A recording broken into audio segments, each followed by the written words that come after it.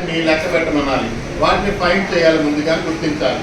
ఆ తర్వాత రెడ్ కలర్లో ఉన్నటువంటి వాటి దగ్గరికి వెళ్ళి, అంటే అక్కడికి వెళ్ళమంటడం మూవ్ అవ్వడం అండి. అక్కడ ఉన్నటువంటి వాటిని 10-10-10 కాన్సెప్ట్ కింద వాళ్ళని లెక్కించమని, ఆ తర్వాత విడిగా ఉన్నటువంటి చుక్కల్ని లెక్కించమని చెప్పాలి. ఇందులో ముందుగా మనకి నెంబర్ కార్డు కూడా ఇస్తారు. ఈ నెంబర్ కార్డు ఇచ్చేటప్పుడు ఇలా పట్టుకోండి మేడం గారు. కింద నుంచి నెంబర్లు 0, 1, 2, 3 అని స్టార్ట్ అయ్యి సెకండ్ లైన్లో 10 అలాగా పైకి, అంటే ఎక్కువ నెంబర్లో సంఖ్య యొక్క విలువ పెరిగే కొద్దీ పైకి వెళుతుంది అన్నటువంటి కాన్సెప్ట్లో ఇవ్వడం జరిగింది. చివరికి 99 దగ్గర ఆగుతుంది. ఇక్కడ మనకి ఇచ్చినటువంటి బ్లాక్ కలర్లో ఉన్నటువంటి నెంబర్ లెక్క పెట్టండి మేడం గారు. ఒకసారి స్పీడ్గా లెక్క పెట్టాలి మీరు. 1, 2, 3, 4, 5, 6, 7. ఇందులో ఉన్నటువంటి మనకి ఇచ్చిన నెంబర్ చార్ట్లో 7 దగ్గర అండర్లైన్ చేయాలి.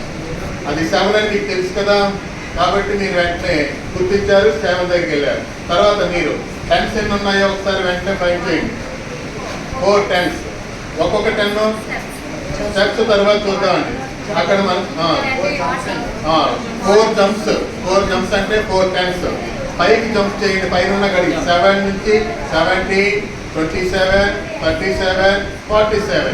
47 తర్వాత స్టెప్స్ ఎన్ని ఉన్నాయి? 3, 1, 2, 3. 47 తర్వాత 3 యాడ్ చేయమనాలి. 48, 49, 1, 2, 3 అని 51. 51ని మనం ఏం చేయాలండి? 47 to 50, రైట్. 50కి రౌండ్ అప్ చేయాలి. ఈ విధంగా పిల్లలకి చిన్న చిన్న కార్డుల్లో మనం ఇచ్చినట్లయితే వాళ్ళే సెట్ చేసుకుంటారని మీ అందరికీ మా సర్వేపల్లి గ్రూప్ ద్వారా తెలియజేస్తున్నాం. Thank you very much.